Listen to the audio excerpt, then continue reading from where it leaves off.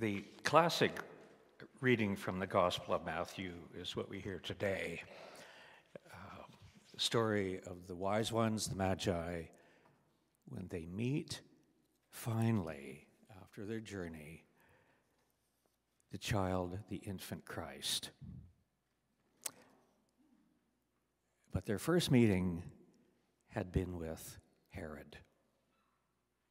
And they come knowing that there's going to be a big change for them because of this meeting with Christ. So we hear the story of the Magi.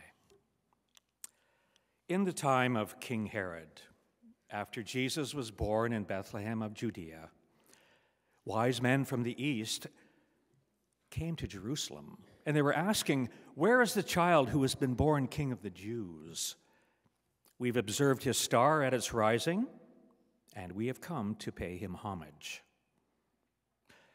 When Herod heard this, he was frightened, and all Jerusalem with him.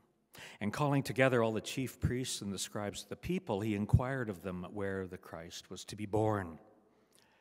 Well, they told him, "In Bethlehem of Judea, for so it is written by the prophet, 'You, Bethlehem, in the land of Judah, are by no means least among the rulers of Judah, for from you shall come a ruler who is to be shepherd of my people Israel.'" Then Herod secretly called for the wise men, and he learned from them the exact time when the star had appeared. Then Herod sent them to Bethlehem, and he said, "Go and search diligently for the child, and when you've found him, bring me word so that I may go and pay him homage." When they'd heard the king, they set out. And there ahead of them went the star that they had seen at its rising until it stopped over the place where the child was. When they saw the star had stopped, they were overwhelmed with joy. And on entering the house, they saw the child with Mary, his mother. And they knelt down and paid him homage. Opening treasure chests, they offered him gifts of gold, frankincense, and myrrh. Well, having been warned in a dream not to return to Herod, they left for their country by another road.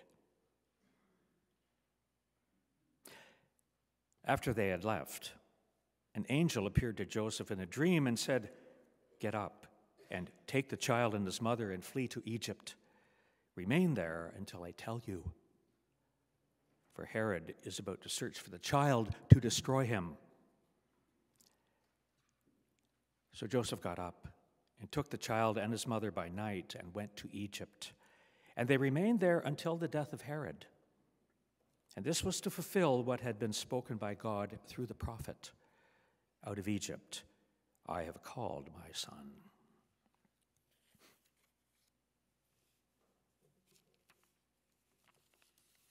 The story is fresh every year, and this year is no exception. Holy Spirit, bless the speaker, bless the hearers, bless us all, everyone. It was millennia ago, in a time of great upheaval and disorientation for the Jewish people, when a very tormented prophet speaks of what part of his people's past that they remember well, that they should take with them into the brand new day of a brand new way of being in God and being together as the covenant people of God. His name's Hosea, which means salvation, from which we get the word Hosanna, a wonderful name to have as a prophet. But Hosea's actual life was a living out of the life spiritually of the Jewish people before God at that time. And God had made it a command that Hosea was to marry a prostitute, because that was the relationship of the people with God at the time, as the holy hunch of the prophet discerned.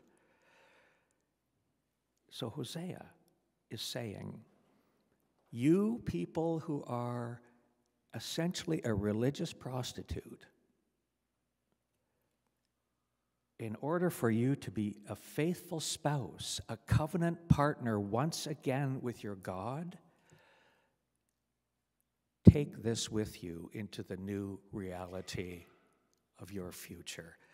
Take words with you and return to God. What a letdown. Take words. Take words with you and return to God.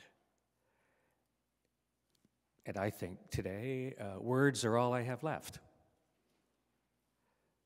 That's all I've really given at Chalmers and for the last 40 years. Just words, words, words. Take words with you. One of those words, and we've heard it too often, is simply change. Hosea says to them, as I will say millennia later, be change. Who was it? Was it Gandhi who said, be the change you want? Be change. It's New Year's Eve. I hope you have good plans. It's New Year's Eve, and change is everywhere for you, and it certainly is for me. It's funny to think that tomorrow I'm unemployed. Ouch. But it goes deeper, of course. There's change for all of us. I know where I am going, though, tomorrow, but it is still to be revealed where Chalmers will be going tomorrow and onwards. I want us to think about how we encounter change, you know. The word change usually refers to new beginnings. Oh, the minister or this committee or that committee has decided they want to change these things for whatever reason.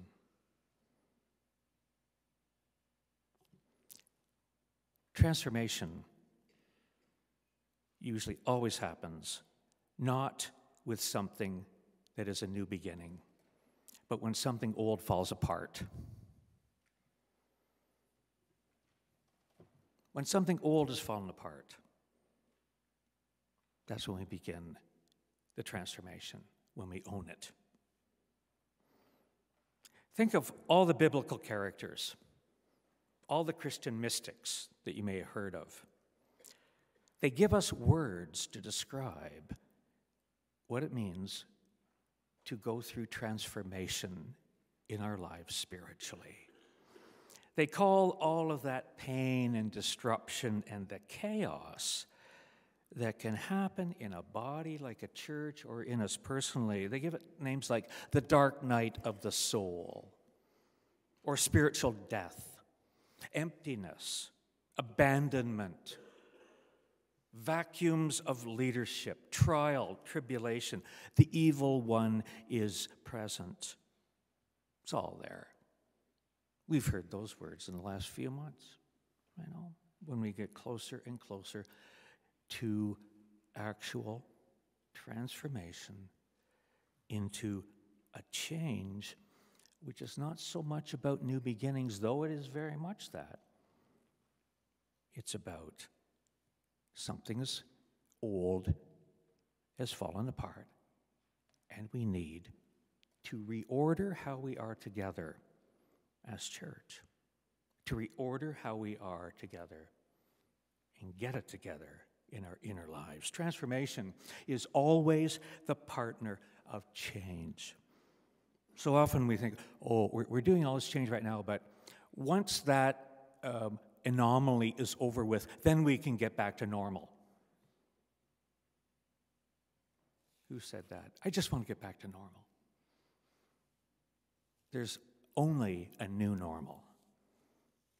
Transformation is the partner of change, and it is what invites our soul to listen at a very deep level when we may not have been before. Transformation forces us, gently forces our spirits to seriously consider and to prepare to engage a new place to go. And it may be a new place to go in our inner lives, a new place to go in the spirit that is our corporate expression in the church. We are forced. The Spirit is forcing, leading us to a new shape to take on, to a new rhythm to dance to. Because the old one no longer works. Whatever word to describe our pain about change or transformation, whatever word is ours, it never feels good and it never feels like God. It feels like the dark night. And so often, I've seen this over decades, so often we will do anything to keep the old thing from ever falling apart because we believe that's church. Because I've never seen any other arrangement but that. That's church. And we will invest even more energy and more people and more money into it. We will pray and preach for the Spirit of God to blow winds of renewal into the old thing.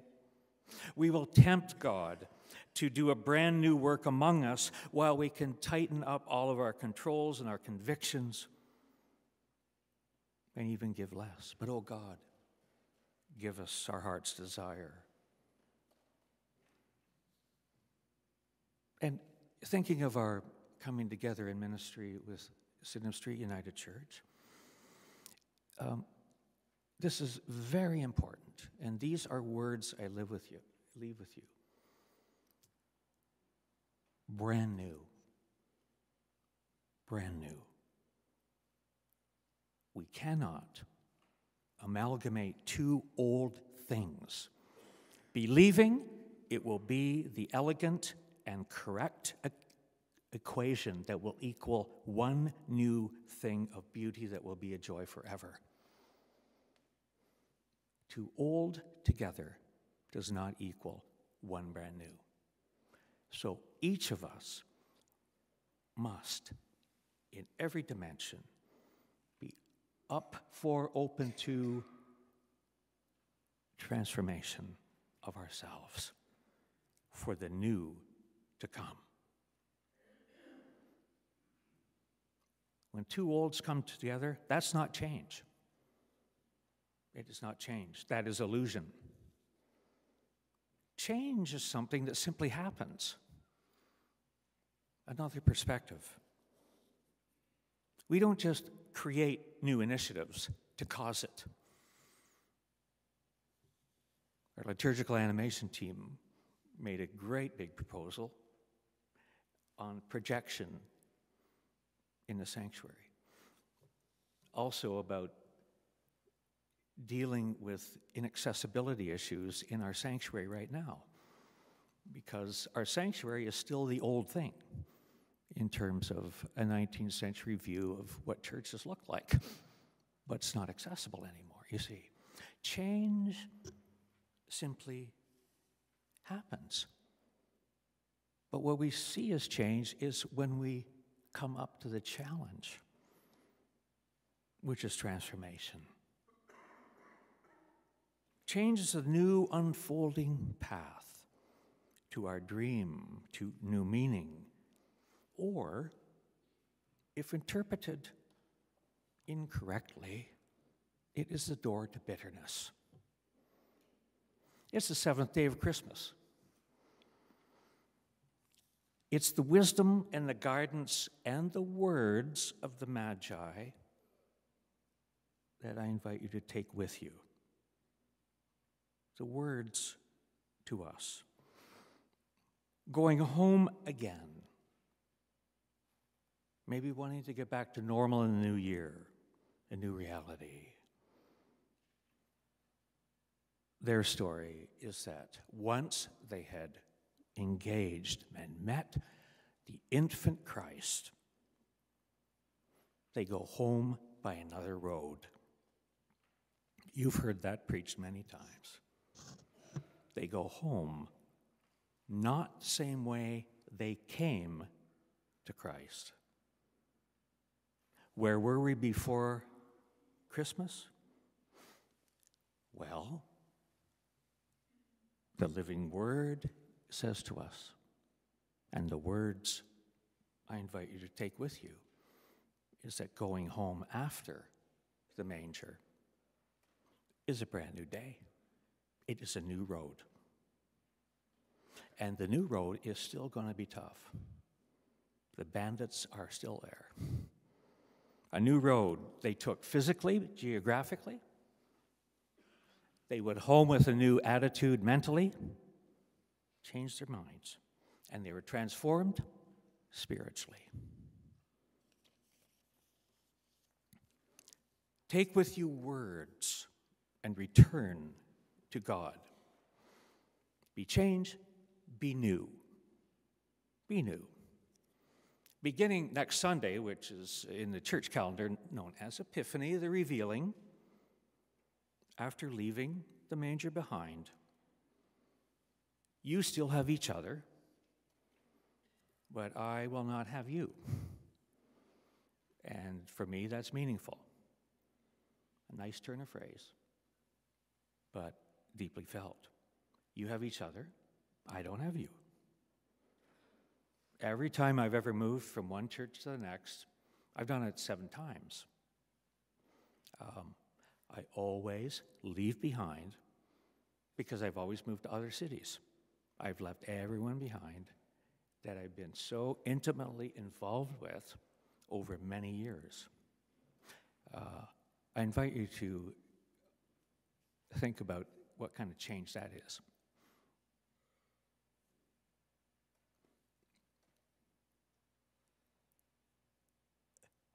I have been called, I've been your minister because you called me to do that. Leaving Chalmers is a big change for me. It is a huge change in rhythm in my life. I feel like I'm crashing already. But when Sunday morning is the highest energy point in the week for me, and that might be Monday or Wednesday for you, we are in different rhythms all the time. That's a different thing. That's a big thing for me. I think of the words of Jesus, and I will apply them to myself, if I dare. He said to his disciples at one point late in his ministry, I do not call you servants any longer, I call you friends. I do not call you parishioners or pastoral charges or people of the church. I get to call you friends tomorrow. I love that feeling. I've never been able to do that before. Now I have a chance. I call you friends.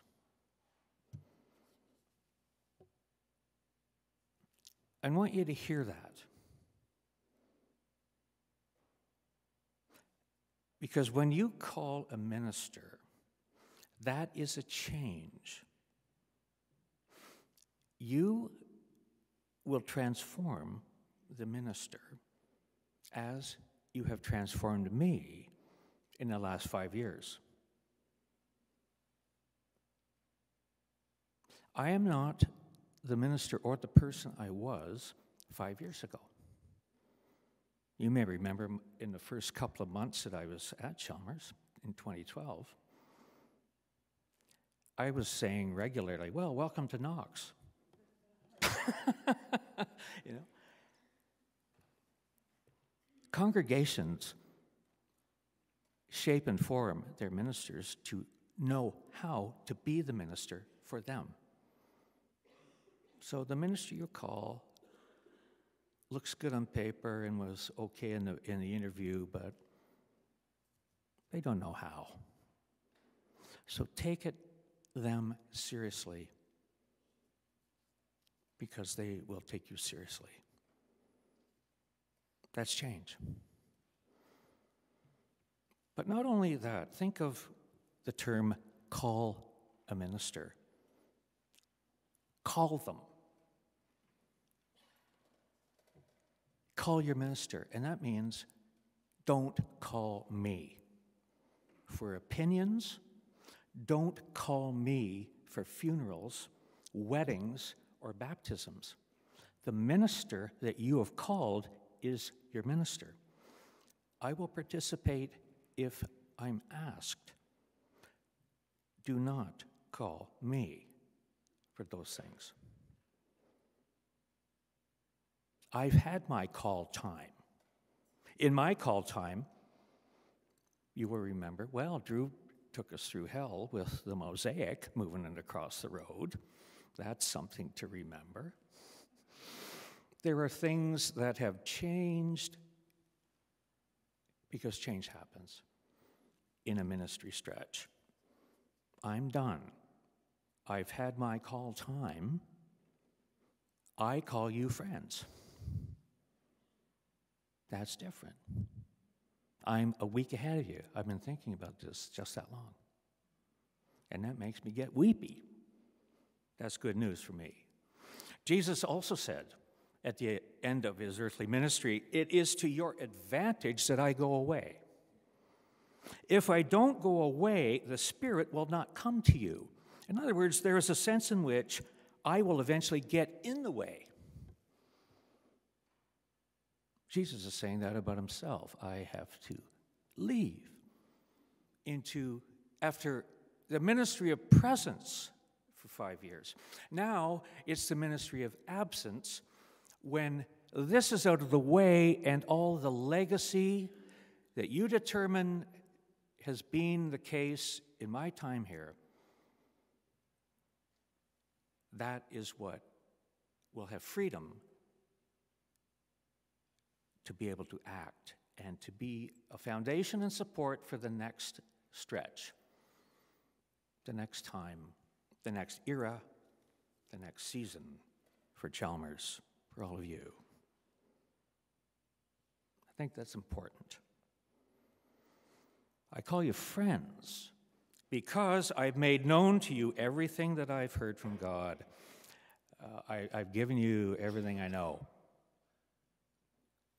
Take those words. Printed the sermons out. They've been online.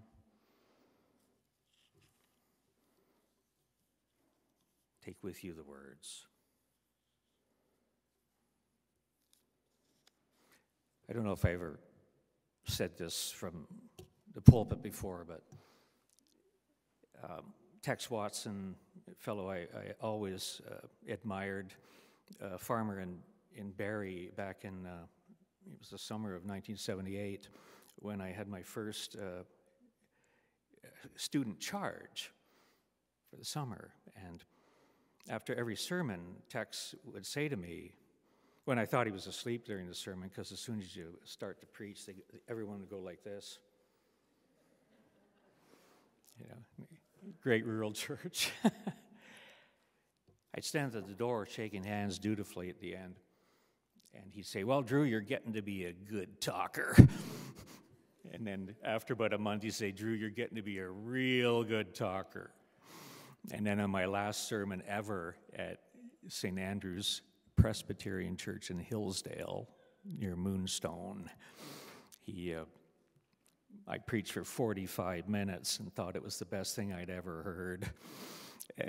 And he just said, "Well, Drew," I was expecting the same thing, "you don't know much about feeding the pigs, do you?" It says, I said, "What do you mean?" He said, "Well, you don't dump the whole load on at once, otherwise you'll kill them." He said, "You're way smarter than us. Give us one point that you know really well, better than us, and make sure you believe it. And that will be what words we take with us."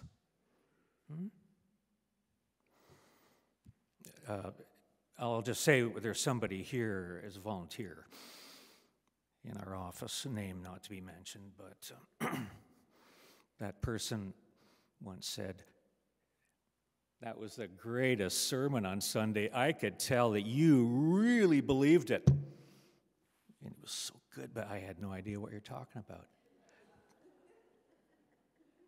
But I knew you really believed it. Okay, take with you words. Be change, be new, be friends. Be grateful. I'm really grateful for being shaped and formed yet again as a minister being with you. As I said, I'm not the person I was or the minister 5 years ago, and certainly not the one 40 years ago. But I hope that you aren't either. I hope that you're not the same at all in the spiritual sense of deep listening, recognizing the centrality of Christ in the church, the nature of change and transformation that is always ongoing and never stops. Take with you these words of the great late 20th century mystic Thomas Merton when he says, "If it is not new, it is not the gospel. If it's not new, it's not the gospel." Where does he get that from? They come to the tomb. It's open. The angel presence is there. And you say, "Where's the body of Jesus we recognize from Good Friday? Where's the dead Jesus body? Where's the old thing?" And the angel simply said, well, he's not here.